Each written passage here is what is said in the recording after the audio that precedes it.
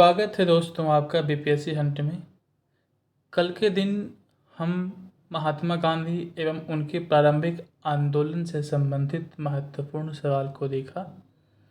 आज उसके आगे का 42 नंबर से सवाल को स्टार्ट करेंगे। कल लगभग मैंने 40-41 सवाल को मैंने सॉल्व कर दिया था और आज 42 नंबर से स्टार्ट करने जा रहे हैं। तो चलिए शुरुआत करते हैं। आज का पहला सवाल के रूप में दिया हुआ है, निम्नलिखित में से किसने गांधी जी को सर्वप्रथम महात्मा के तौर पर संबोधित किया था। क्या है, निम्नलिखित में से किसने गांधी जी को सर्वप्रथम महात्मा के तौर पर संबोधित किया था। तो रविन्द्रनाथ टैगोर। याद रखेंगे। नोआखाली काल में महात्मा गांधी के सचिव कौन थे। नोआखाली काल में महात्मा गांधी के सचिव कौन थे। आपके प्यारे लाल थे। याद करते हुए चलेंगे, प्यारे लाल थे। अगले सवाल के रूप में हम देखते हैं आगे क्या है आपका। नोआखाली काल में प्यारे लाल महात्मा गांधी के सचिव थे। नोआखाली काल में प्यारे लाल महात्मा गांधी के सचिव थे। उनकी बहन डॉक्टर सुशीला नैयर गांधी जी के व्यक्तिगत चिकित्सक थी। प्यारे लाल ने गांधी जी को दांडी मार्च में भी महत्वपूर्ण भूमिका अदा की थी। अगला सवाल क्या है आपका, निम्नलिखित में से किस सत्याग्रह आंदोलन में गांधी जी ने प्रत्यक्ष रूप से भाग नहीं लिया। तो आपको पता होना चाहिए, बायकॉम सत्याग्रह में यह भाग नहीं लिए थे। किस सत्याग्रह में भाग नहीं लिए थे। तो बायकॉम सत्याग्रह में ये भाग नहीं लिए थे। Option number C. अगला सवाल आपका है, बायकॉम के मंदिर में प्रवेश सत्याग्रह में गांधी जी ने प्रत्यक्ष रूप से भाग नहीं लिया, जबकि खेड़ा सत्याग्रह, राजकोट सत्याग्रह और असहयोग आंदोलन का नेतृत्व गांधी जी ने किया। राजकोट सत्याग्रह 1939 जो है कि संबंध में महात्मा गांधी की 4 दिन के अनशन के बाद वायसराय की मध्यस्थता से राजकोट के शासक समझौते पर राजी हुए थे। तो ठीक है, आगे बढ़ते हैं। भारतीय इतिहास के संदर्भ में बायकॉम सत्याग्रह के संबंध में निम्नलिखित कथनों में से कौन सा सही है। क्या सवाल कह रहा है कि भारत इतिहास के संदर्भ में बायकॉम सत्याग्रह के संबंध में निम्नलिखित कथनों में से कौन सा कथन सही है। यह अस्पृश्यता और जातिगत भेदभाव के विरुद्ध एक सत्याग्रह था। महात्मा गांधी ने इस संबंध में भाग लिया था। नीचे दिए गए कोट का सही उत्तर चुनें। तो देख लेते हैं क्या है कोट में। देखिए यहाँ पे क्या बता रहा है। कोट में हम देखते हैं कोट केवल 1, कोट बी में देखेंगे केवल 2, 1 और 2 दोनों, ना तो 1 ना तो 2। Option number C. याद रखेंगे, ऑप्शन नंबर सी है ना। केरल के हिंदू समाज में अस्पृश्यता तथा जातिगत भेदभाव के विरुद्ध तत्कालीन त्रावणकोर में एक सामाजिक विरोध प्रदर्शन का आयोजन हुआ था। क्या बता रहा है, केरल के हिंदू समाज में अस्पृश्यता तथा जातिगत भेदभाव के विरुद्ध तत्कालीन त्रावणकोर में एक सामाजिक विरोध प्रदर्शन आयोजन हुआ था, जिसे बायकॉम सत्याग्रह नाम दिया गया था। गांधी जी ने इस आंदोलन में प्रत्यक्ष रूप से भाग नहीं लिया था, लेकिन उनका निर्देशन एवं समर्थन इस आंदोलन को प्राप्त था। चूँकि दूसरे कथन में प्रत्यक्ष या अप्रत्यक्ष की बात नहीं की गई है, अतः इस कथन को सही नहीं माना जा सकता है। अप्रत्यक्ष रूप से इसमें शामिल थे गांधी जी, है ना। महात्मा गांधी छत्तीसगढ़ क्या है, महात्मा गांधी का छत्तीसगढ़ में प्रथम आगमन कब हुआ था। शायद ये किसी को सवाल नहीं पता होगा, ये मैं लिख करके देता हूँ। जो तैयारी कर रहे होंगे शायद ये सवाल नहीं किसी को पता होगा।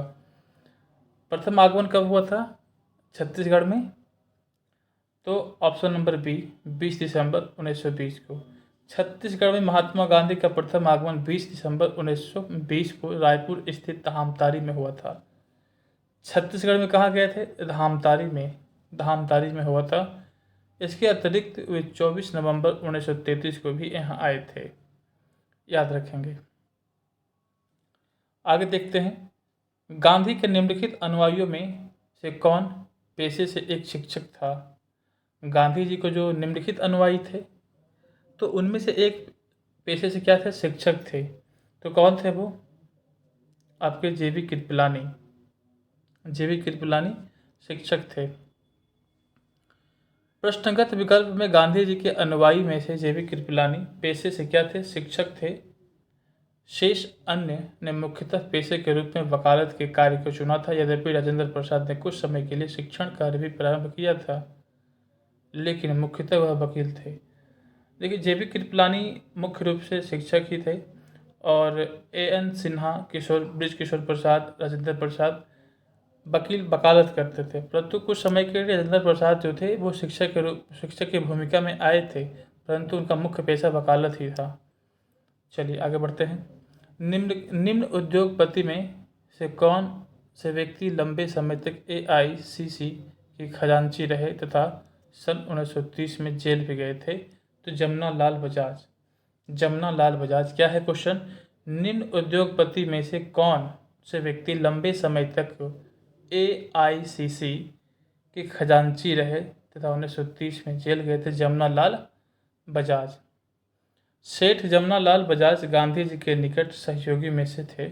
लंबे समय तक भारतीय राष्ट्रीय कांग्रेस के कोषाध्यक्ष रहे थे। वर्ष 1923 में झंडा सत्याग्रह में भाग लेने के लिए पुनः 1930 में सविनय अवज्ञा आंदोलन के दौरान जेल गए थे, याद रखेंगे। तो चलिए अगले सवाल के रूप में हम देखते हैं।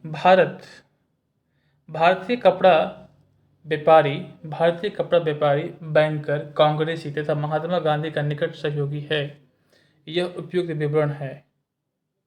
जमुना लाल बजाज के बारे में कह रहा है, ये जमुना लाल बजाज के बारे में है। आगे देखते हैं। स्वाधीनता आंदोलन के दौरान महात्मा गांधी के करीब अंग्रेजी मित्र थे। कौन थे? करीबी अंग्रेज मित्र थे। कौन थे वो? आपके रेवरेंड चार्ली एंड्रूज। हम देख लेते हैं यहाँ पे क्या बता रहा है। चार्ल्स एंड्रूज, जिसे दीनबंधु एंड्रूज भी कहते हैं, Charles Andrews Saint Stephen college Delhi में प्राध्यापक थे। भारतीयों से इनका गहरा लगाव था। वे हर तरह से भारतीय बनना चाहते थे। रविन्द्रनाथ टैगोर, गोपाल कृष्ण गोखले तथा महात्मा गांधी से इनके घनिष्ठ संबंध थे।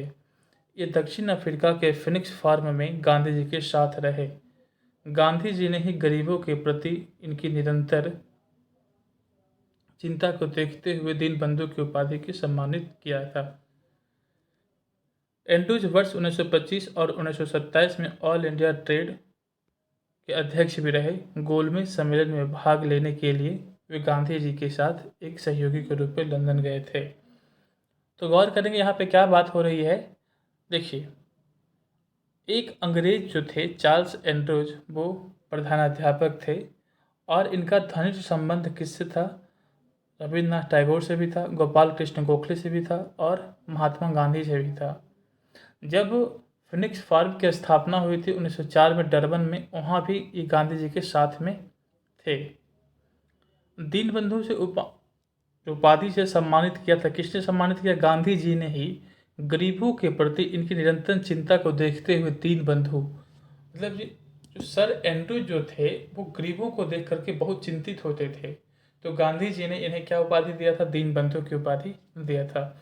यहीं पे यहाँ पे बात हो रही है, ज़्यादा डिफिकल्ट यहाँ पे नहीं है, बस शब्दों को पकड़ना है, कौन किसको उपाधि दिया है, कौन किसके अध्यक्ष रहा है। तो सर एंड्रूज जो है 1925 से 1927 में ऑल इंडिया ट्रेड यूनियन के अध्यक्ष भी रहे हैं, याद करते हुए चलेंगे। अगला सवाल है, 1920 में महात्मा गांधी के साथ निम्नलिखित में से किस मुस्लिम नेता को छत्तीसगढ़ आगमन हुआ था? क्या बोल रहा है यहाँ पे? निम्नलिखित 1920 में महात्मा गांधी के साथ निम्नलिखित मुस्लिम नेता का छत्तीसगढ़ आगमन हुआ था। मौलाना शौकत अली। क्या है? मौलाना शौकत अली का आगमन हुआ था। वर्ष 1920 में महात्मा गांधी द्वारा छत्तीसगढ़ की यात्रा की गई। वर्ष 1920 में महात्मा गांधी द्वारा छत्तीसगढ़ की यात्रा की गई, जिसमें उनके साथ मौलाना शौकत अली भी थे। गांधी जी द्वारा यह यात्रा पंडित सुंदरलाल शर्मा के आमंत्रण पर की गई थी। तो देखिए, महात्मा गांधी जब दिल्ली गए थे तो किनके बुलाने पर गए थे? सुंदरलाल शर्मा के आमंत्रण पर गए थे। याद रखेंगे, मौलाना शौकत अली प्रमुख राष्ट्रवादी नेता थे जो कि खिलाफत कमेटी के सदस्य भी रहे। उनके भाई मौलाना मोहम्मद अली ने द कॉमरेड नामक पत्र निकाला। शौकत अली ने प्रथम एवं द्वितीय गोलमेज सम्मेलन में भाग लिया। 2-3 बात यहाँ से निकल रही है कि मौलाना शौकत अली के भाई कौन थे? तो मौलाना मोहम्मद अली। किस पत्र को निकाला था? द कॉमरेड नामक पत्र को निकाला है। शौकत अली जो है, मौलाना शौकत अली है, प्रथम एवं द्वितीय गोलमेज सम्मेलन में भाग लिया है। याद रखेंगे। अगला सवाल की ओर हम चलते हैं। निम्नलिखित में से किस कारागार को गांधी जी ने मंदिर का नाम दिया था? क्या बता रहा है यहाँ पे? निम्नलिखित में से किस कारागार को गांधी जी ने मंदिर का नाम दिया था? तो यरवदा। याद रखेंगे, यरवदा। ठीक है, आगे बढ़ते हैं। अगले सवाल के रूप में हम देख रहे हैं। यहाँ पहले हम पढ़ लेते हैं क्या बोले थे यरवदा के बारे में। यरवदा कारागार महाराष्ट्र के पुणे जिले में स्थित है। गांधी जी को वर्ष 1930 में बंदी के रूप में भेजा गया था। यहाँ से गांधी जी साबरमती आश्रम वासियों को प्रत्येक सप्ताह पत्र के रूप में अपने संदेश भेजा करते थे। यरवदा जेल में गांधी जी ने अपने अनुभवों एवं आध्यात्मिक प्रगति की समीक्षा करते हुए यरवदा कारागार को मंदिर की संज्ञा दी थी। भारत की स्वाधीनता के समय महात्मा गांधी, क्या बता रहा है? भारत की स्वाधीनता के समय महात्मा गांधी क्या थे? कांग्रेस कार्यकारिणी समिति के सदस्य थे। कांग्रेस के सदस्य नहीं थे, कांग्रेस के अध्यक्ष थे, कांग्रेस के महासचिव थे। तो भारत की स्वाधीनता के समय महात्मा गांधी कांग्रेस के सदस्य नहीं थे। याद रखेंगे, बहुत ही इंपॉर्टेंट सवाल है, VVI है ये, VVI सवाल है। इसको आप लोग नोट करते हुए चलेंगे, यहाँ से ये सवाल पूछने की संभावना है ना। आगे बता रहा है, भारत की स्वाधीनता के समय गांधी जी कांग्रेस के सदस्य नहीं थे। वर्ष 1934 में गांधी जी ने कांग्रेस से इस्तीफा दे दिया। बहुत ही महत्वपूर्ण सवाल है। गांधी जी ने कांग्रेस से इस्तीफा कब दिया था? 1934 में ही दे दिया था। फिर वे कांग्रेस के औपचारिक रूप से सदस्य नहीं बने, तथापि राजनीतिक परिदृश्यों पर उनका शक्तिशाली मार्गदर्शी प्रभाव छाया रहा। गांधी जी की मृत्यु पर किसने कहा था कि हमारे जीवन से प्रकाश चला गया है? किसने कहा था? जवाहरलाल नेहरू। जवाहरलाल नेहरू कहते हैं गांधी जी की मृत्यु पर कि हमारे जीवन से प्रकाश चला गया। 30 जनवरी 1948 को नाथूराम गोडसे ने गांधी जी को गोली मार दी। 30 जनवरी 1948 को गोली मार दी थी। याद रखेंगे। उनकी मृत्यु पर भारत के तत्कालीन प्रधानमंत्री पंडित जवाहरलाल नेहरू ने कहा था कि हमारे जीवन से प्रकाश चला गया है। हमारे चतुर्दिक अंधकार ही अंधकार है। मैं जो हूँ, मैं नहीं समझ पा रहा हूँ कि आपसे क्या कहूँ और कैसे कहूँ। राष्ट्रपिता जिन्हें हम प्यार से बापू कहते हमारे बीच नहीं रहे। याद रखेंगे। गांधी जी को वन मैन बाउंड्री फोर्स कहकर किसने संबोधित किया था? तो माउंटबेटन ने। चलिए आगे बढ़ते हैं। माउंटबेटन ने गांधी जी को वन मैन बाउंड्री फोर्स की उपाधि प्रदान किया था तथा कहा, जो काम 50,000 हथियारबंद सिपाही नहीं कर सकते थे वह काम गांधी जी ने कर दिखाया। बताइए। अगले सवाल के रूप में हम देख रहे हैं, निम्न में से किसने महात्मा गांधी को आदेशित किया था कि वह भारत के प्रथम वर्ष खुले कान पर मुंह बंद कर व्यतीत करें? बहुत इंपॉर्टेंट सवाल है। निम्न में से किसने महात्मा गांधी को आदेशित किया था कि वह भारत में प्रथम वर्ष खुले कान पर मुंह बंद कर व्यतीत करें? तो गोपाल कृष्ण गोखले। महात्मा गांधी गोपाल कृष्ण गोखले को अपना राजनीतिक गुरु मानते थे। गोपाल कृष्ण गोखले ने महात्मा गांधी को आदेशित किया था कि वह भारत में प्रथम वर्ष खुले कान के साथ लेकिन मुंह बंद करके व्यतीत करें। आगे बात करते हैं। भारतीय राजनीति में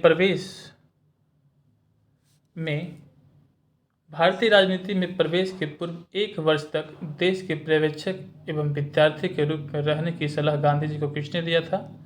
तो गोपाल कृष्ण गोखले। सवाल वही है, ऊपर वाला ही, बस यहाँ पे पलट दिया गया है, सवाल को घुमा दिया गया है ना। आगे बढ़ते हैं। निम्नलिखित में से कौन कहा करते थे कि गलत साधन हमें कभी उद्देश्य तक नहीं पहुंचाते हैं? तो M.K. गांधी। मतलब कह रहा है कि निम्नलिखित में से कौन कहा करते थे गलत साधन हमें कभी भी सही उद्देश्य तक नहीं ले जाते हैं? M.K. गांधी। याद रखेंगे। अगला सवाल है आपका, निम्नलिखित में से कौन इस सिद्धांत के प्रबल समर्थक थे कि जो राजनैतिक टंग स्लिप कर गया, यहाँ पे है निम्नलिखित में से कौन इस सिद्धांत के प्रबल समर्थक थे कि जो नैतिक दृष्टिकोण से गलत है वह राजनीतिक दृष्टिकोण से कभी सही नहीं हो सकता। फिर से सवाल पढ़ेंगे। निम्नलिखित में से कौन इस सिद्धांत के प्रबल समर्थक थे कि जो नैतिक दृष्टिकोण से गलत है वह राजनीतिक दृष्टिकोण से कभी सही नहीं हो सकता है? यह कथन किसका है? महात्मा गांधी से संबंधित है, मतलब वो बोले थे वो। आगे देखते हैं। कह रहा है कि महात्मा गांधी राजनीति में नैतिक मूल्यों की स्थापना के प्रबल समर्थक थे। क्या महात्मा गांधी जो है राजनीति में नैतिक मूल्यों को स्थापना के प्रबल समर्थक थे? सवाल बन सकता है कि राजनीति में नैतिक मूल्यों की स्थापना का प्रबल समर्थक किसे माना गया है? सवाल यहीं से हो सकता है कि कुछ उठा के आपको डाल दे और ऑप्शन दे दे 4, गोपाल कृष्ण गोखले, महात्मा गांधी, जवाहरलाल नेहरू और फिर एक ऑप्शन और, इनमें से कोई नहीं, एक से अधिक। तो बहुत भयानक सवाल बन सकता है, यहाँ पे आप लोग कंफ्यूज भी कर सकते हैं, इसीलिए आराम से हम लोग करते चलते हैं। उनका मानना था कि नैतिक विहीन राजनीति राज्य को गर्त में मिला सकती है। वे मानते थे कि जो नैतिक दृष्टिकोण से गलत है वह राजनीतिक दृष्टिकोण से कभी सही नहीं हो सकता। इसीलिए गांधी जी के बारे में कहा जाता है वे राजनीतिज्ञों में संत थे और संतों में राजनीतिक थे। यह कथन किससे संबंधित है? पूछ सकता है, यह कथन किससे संबंधित है? राजनीतिज्ञों में संत थे और संतों में राजनीतिज्ञ थे। किसके बारे में कहा गया है? तो महात्मा गांधी के बारे में कहा गया है। 2 सवाल आपको यहाँ से बन गया है। चलिए आगे देखते हैं क्या कह रहा है। आगे सवाल हम देखते हैं। अगला सवाल है आपका, गांधी जी का पहला सत्याग्रह आरंभ किया। क्या बता रहे हैं यहाँ पे? गांधी जी का पहला सत्याग्रह आरंभ किया तुर्की पर ब्रिटिश आक्रमण के विरुद्ध। दूसरा 1935 के भारत सरकार अधिनियम के विरुद्ध। मजदूरों को कम वेतन दिए जाने के विरुद्ध। मजदूरों को कम वेतन जाने के विरुद्ध। ये आपका सही आंसर है।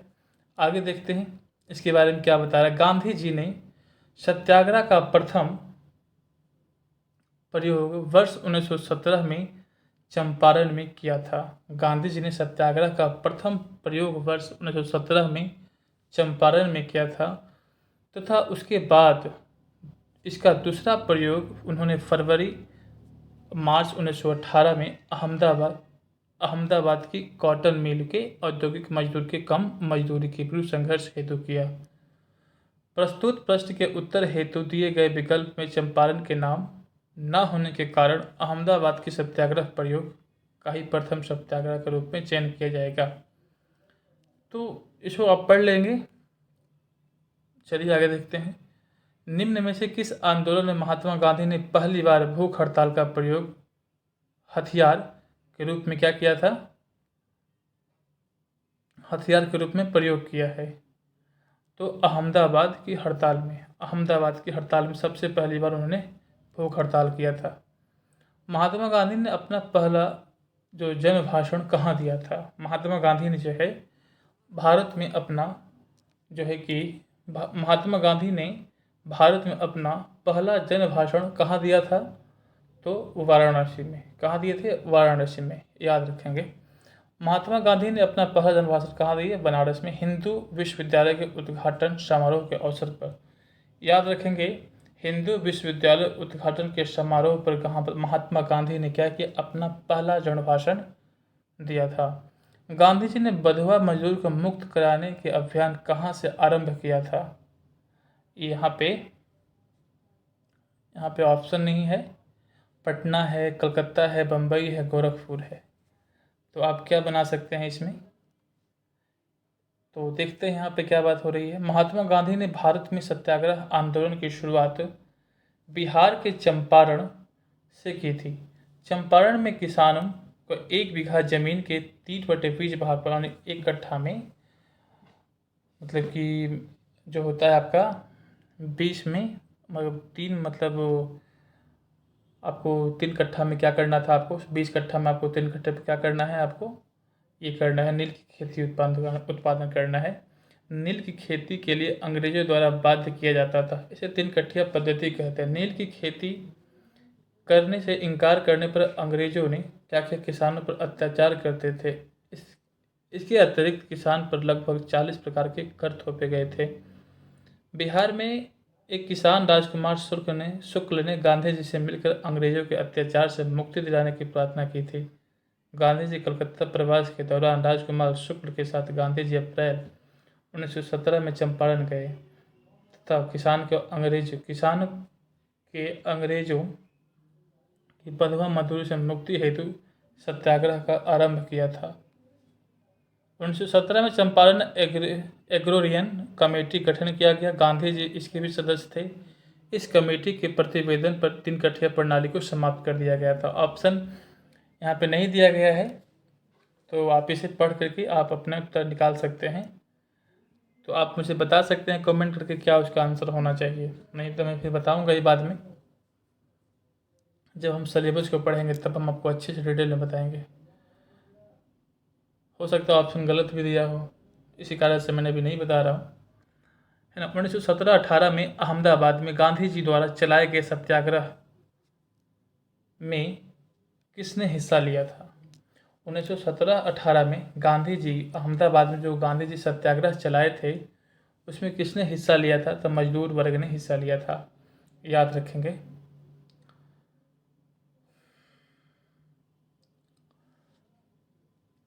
निम्नलिखित में से महात्मा गांधी का कौन सा संघर्ष औद्योगिक श्रमिकों से संबंधित था?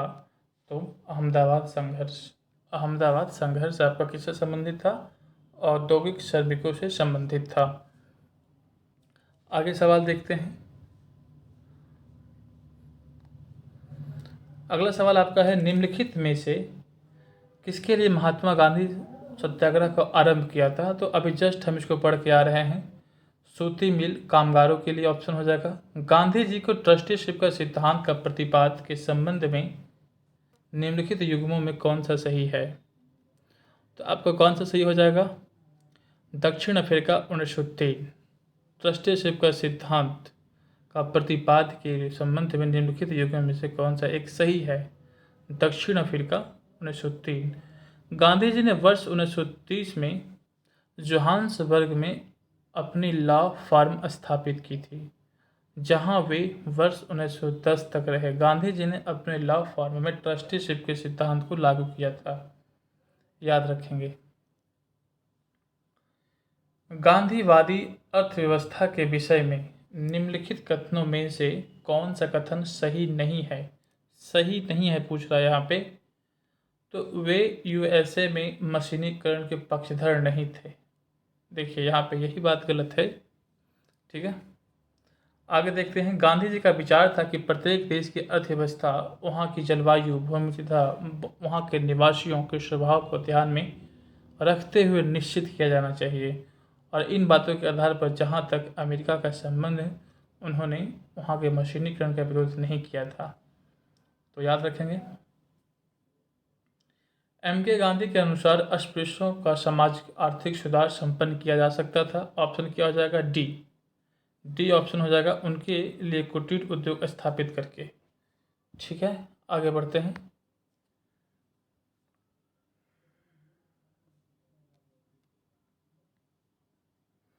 कह रहा है गांधी जी इनोवेशन का तात्पर्य क्या था।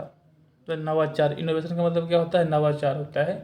गांधीयन इनोवेशन का नवाचार का तात्पर्य क्या था।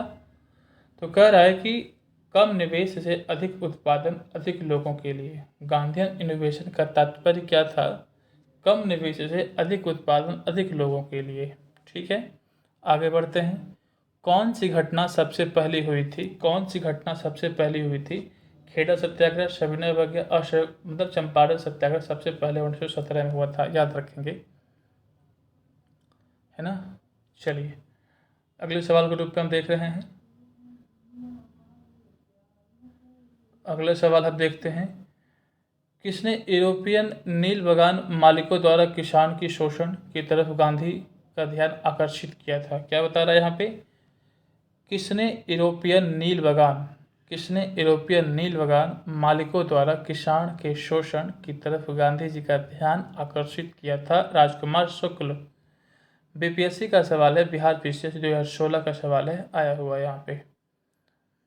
चंपारण में इंडिगो कि किसान की दशा की ओर गांधी जी का ध्यान किसने आकर्षित किया। फिर वही सवाल है, राजकुमार शुक्ल। बीपीएससी का ही सवाल है, 2016 में पूछा गया था, 4 साल बाद भी पूछा गया है। चंपारण में 3 कठिया प्रथा का तात्पर्य था 3/20, आप समझ भी गए होंगे।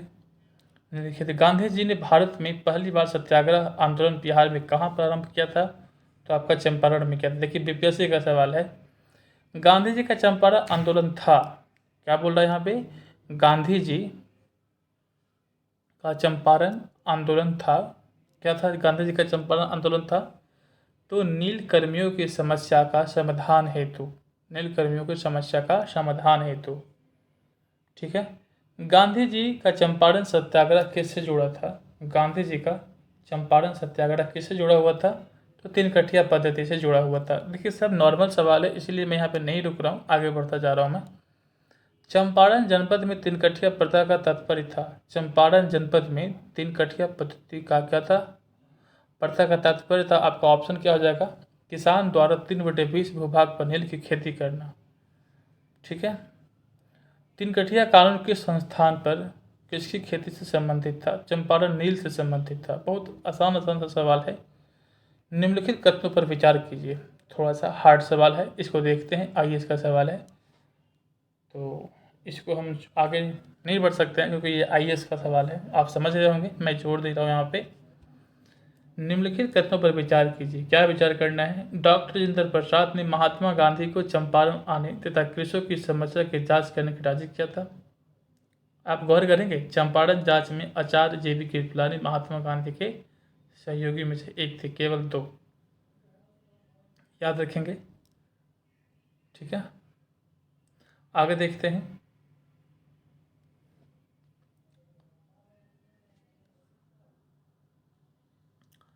आगे का सवाल क्या है देख लेते हैं यहाँ पे हम, है ना।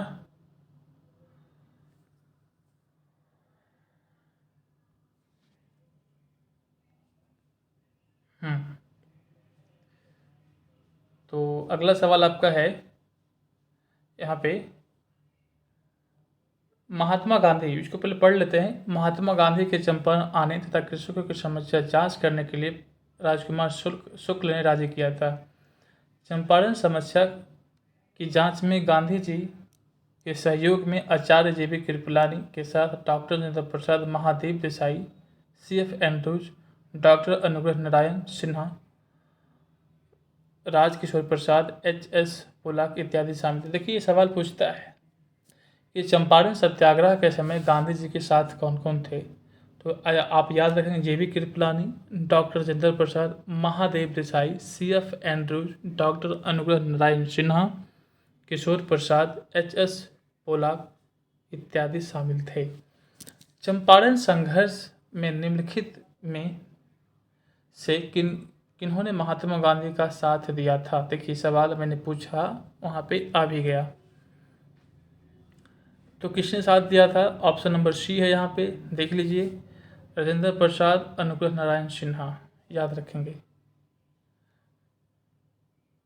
निम्नलिखित में से किसने महात्मा गांधी के चंपारण सत्याग्रह से संबंध है, तो राजकुमार शुक्ल। चंपारण आंदोलन मुख्यतः किसके विरोध में था? चंपारण आंदोलन मुख्यतः किसके विरोध में था?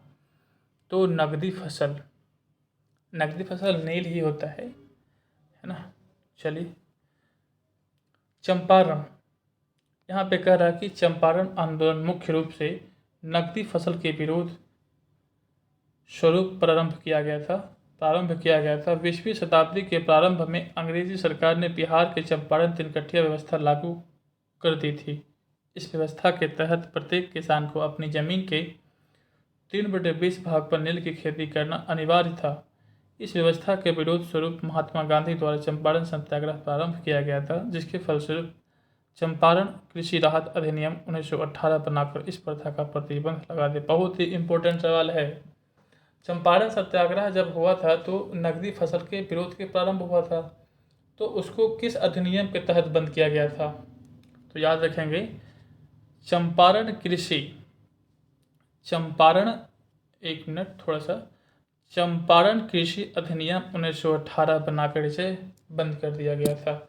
तो अगला सवाल पूछ सकता है कि चंपारण कृषि राहत अधिनियम के तहत किस आंदोलन को प्रतिबंध किया गया था? तो चंपारण सत्याग्रह को प्रतिबंध किया गया था। किसके पक्ष में? किसानों के पक्ष में, ये नहीं कि अंग्रेजों के पक्ष में, याद रखेंगे। अगला सवाल है, भारत में नियोजित विकास के विरोध किसने किया है? भारत में नियोजित विकास का विरोध किसने किया था? महात्मा गांधी। नियोजित विकास का विरोध महात्मा गांधी ने किया है।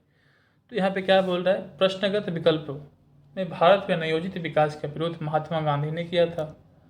गांधी जी वस्तुतः औद्योगिकरण और मशीनीकरण के विरोधी थे। उन्होंने कुटीर और ग्रामीण उद्योग का समर्थन करने के साथ ग्राम को अर्थव्यवस्था की आधारभूत इकाई माना।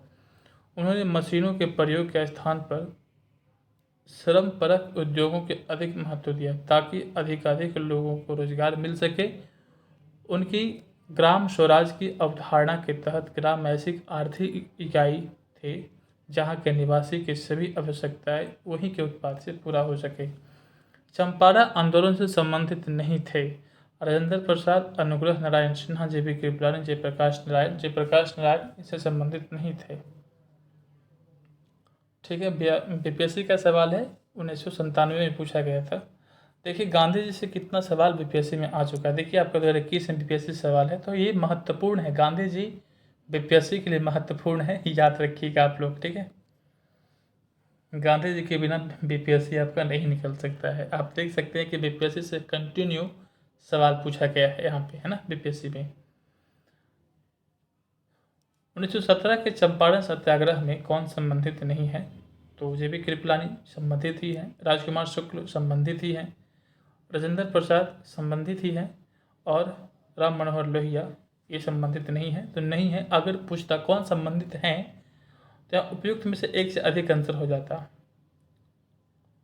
तो नहीं पूछ रहा है तो आंसर क्या हो जाएगा आपका? राम मनोहर लोहिया। अगर संबंधित है तो एक से अधिक। तो सवाल इस प्रकार से पूछ सकता था या फिर पूछने की संभावना है, आगे पूछ भी सकता है।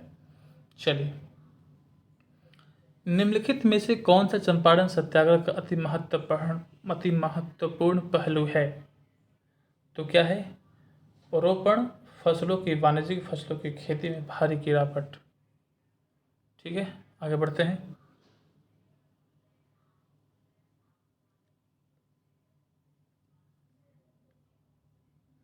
कह रहा है यहाँ पे, अगला सवाल है आपका, चंपारण संघर्ष में निम्नलिखित में से किसने महात्मा गांधी का सपोर्ट किया था? ये सवाल सारे मैंने देख लिया है ना, मैं आगे बढ़ गया हूँ, मैं फिर से इसको देख लेता हूँ एक बार। ठीक है, हाँ, यहाँ पे है, चंपारण कृषि जांच समिति सदस्य निम्नलिखित में से कौन नहीं था? चंपारण कृषि जांच समिति का सदस्य निम्नलिखित में से कौन नहीं था? तो याद रखेंगे, अनुग्रह नारायण नहीं थे। आगे बढ़ते हैं। आरओ का सवाल है 2017 में जो था। देखिए, चंपारण कृषि जांच समिति के अध्यक्ष FG सलाई थे। पहला सवाल, चंपारण कृषि जांच समिति के अध्यक्ष कौन थे? FG सलाई। इसके सदस्य कौन थे? DJ रीड थे, महात्मा गांधी थे, LC आदमी थे, राजा हरिप्रसाद नारायण सिंह थे और जी रैनी थे। जी रैनी। दक्षिण अफ्रीका से लौटने के पश्चात गांधी जी ने प्रथम सफल सत्याग्रह आरंभ किया था चंपारण में, याद रखेंगे। तो कब आए? 1917 में आए थे। क्या किए? कहाँ भाग लिए थे? इस प्रकार से सवाल है आपका। तो आगे बढ़ते हैं। अगला है कि गांधी जी चंपारण आने का आमंत्रण दिया था, तो किसने आमंत्रण दिया था आप बता सकते हैं? तो देखिए, बीपीएससी का सवाल है। मैंने कहा था कि गांधी जी के बिना आपका बीपीएससी तो निकल ही नहीं सकता है। तो देखिए, सिलेबस हम कैसे डिफाइन करते हैं किसी भी एग्ज़ाम का, किसी भी जब हम तैयारी करते हैं तो सबसे पहले हम प्रीवियस ईयर्स को देखते हैं, क्वेश्चन जो आता है। तो देखिए, मैंने इसीलिए इसको शुरुआत किया था, प्रीवियस ईयर्स क्वेश्चन देखेंगे, ज़्यादा सवाल कहाँ से पूछा गया। देखिए, अभी आप कंटिन्यू बीपीएससी, देखिए यहाँ पे क्या है, आपको 3 दिख रहा है, बीपीएससी बीपीएससी बीपीएससी। तो देखिए, बीपीएससी से सवाल लगातार पूछा गया है ना। तो चलिए देखते हैं क्या है। गांधी जी को चंपारण आने का आमंत्रण दिया था किसने? राजकुमार शुक्ल। अगला, महात्मा गांधी ने सर्वप्रथम किसान आंदोलन जो है कि में भाग लिया था, तो कहाँ भाग लिया था? तो चंपारण में भाग लिया है, याद रखेंगे। निम्नलिखित में से किसने कहा कि महात्मा गांधी ने भारत में सर्वप्रथम सत्याग्रह प्रारंभ किया था? निम्नलिखित स्थानों में से कहाँ निम्नलिखित स्थानों में से कहाँ महात्मा गांधी ने भारत में सर्वप्रथम सत्याग्रह प्रारंभ किया था? चंपारण। चंपारण। निम्नलिखित में से किस स्थानों पर कहाँ महात्मा गांधी ने सर्वप्रथम सत्याग्रह का प्रारंभ किया था? चंपारण। बिहार के कौन से स्थान में गांधी जी ने अपना सत्याग्रह किया था? तो चंपारण, याद रखेंगे, ये बीपीएससी का सवाल है। आगे देखते हैं, निम्नलिखित में से किसने नील की खेती के संबंध में चंपारण में महात्मा गांधी को आमंत्रित किया था? तो राजकुमार शुक्ल। राजकुमार शुक्ल ने आमंत्रित किया था। ठीक है, आगे देखते हैं यहाँ पे क्या बता रहा है, आगे हम देखते हैं। चंपारण में गांधी जी को आमंत्रण किसने दिया था? बीपीएससी का सवाल देखिए, ये भी है, राजकुमार शुक्ल। आगे बढ़ते हैं। निम्नलिखित कथनों में से कौन चंपारण सत्याग्रह के संबंध में सही नहीं है? सही नहीं है, यहाँ पे गौर करेंगे सवाल को। क्या बोल रहा है? निम्नलिखित कथनों में से चंपारण सत्याग्रह के संबंध में सही नहीं है। तो यह प्रथम आंदोलन था जिसे MK गांधी ने संपूर्ण भारत के स्तर पर आरंभ किया था, यही गलत है। चंपारण सत्याग्रह मात्र चंपारण तक ही सीमित था, बिहार से बाहर तो गया ही नहीं, पूरा बिहार फैला ही नहीं, चंपारण तक ही सीमित था। ये पूरे भारत में फैलाने की बात कर रहा है गरीब व्यक्ति, है ना। तथा वह प्रथम आंदोलन था जिसे गांधी जी ने राष्ट्रीय स्तर पर प्रारंभ किया था। रॉलेट सत्याग्रह था। चंपारण सत्याग्रह के संबंध में प्रथम 3 कथन सही है और बाकी चौथा जो आपका डी ऑप्शन है वो गलत है। चंपारण नील आंदोलन के राष्ट्रीय नेता थे। चंपारण नील आंदोलन के राष्ट्रीय नेता थे, कौन थे? चंपारण नील आंदोलन के राष्ट्रीय नेता कौन थे? तो महात्मा गांधी। चंपारण नील आंदोलन के राष्ट्रीय नेता महात्मा गांधी थे। वर्ष 1917 में चंपारण में नील की खेती करने वाले किसान के प्रति यूरोपियन बागान मालिकों के अत्याचार के विरोध में गांधी द्वारा प्रथम सत्याग्रह किया गया था। इस आंदोलन में गांधी जी राजेंद्र प्रसाद, बृज किशोर, महादेव देसाई, नरहरि पारेख तथा JB कृपलानी आदि थे। महात्मा गांधी के चंपारण सत्याग्रह का किसने विरोध किया था? देखिए, बहुत ही यहाँ पे सवाल है, महात्मा गांधी के चंपारण सत्याग्रह का किसने विरोध किया था? NG रंगा। NG रंगा क्या किया था? विरोध किया था। NG रंगा ने महात्मा गांधी के चंपारण सत्याग्रह का विरोध किया था। जबकि राष्ट्र रविंद्रनाथ टैगोर ने चंपारण सत्याग्रह के दौरान ही इन्होंने महात्मा की उपाधि दी थी। आगे देखते हैं, खेड़ा के किसानों के पक्ष में महात्मा गांधी के सत्याग्रह संगठित करने का क्या कारण था? तो केवल एक आंसर है, अकाल पड़ने के बावजूद प्रशासन ने भू राजस्व की उगाही स्थगित नहीं की थी।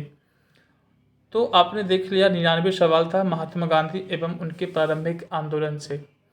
कल का टॉपिक आपका है किसान आंदोलन और किसान सभा, तो हम इसे भी देखते हुए चलेंगे। तो मिलते हैं एक नेक्स्ट वीडियो में। कल हम फिर मुलाकात करते हैं, यही टॉपिक के साथ में हम आएंगे, किसान आंदोलन और किसान सभा के साथ में हम आएंगे और इसका प्रत्येक क्वेश्चन को जिस प्रकार से हम करते हुए आ रहे हैं उसी प्रकार से सॉल्व करेंगे। तो फिर आप लोग हमारे वीडियो को लाइक कीजिए, कमेंट कीजिए, सब्सक्राइब कीजिए। जो दोस्त आपकी तैयारी करते हैं वहाँ पे भी शेयर कीजिए।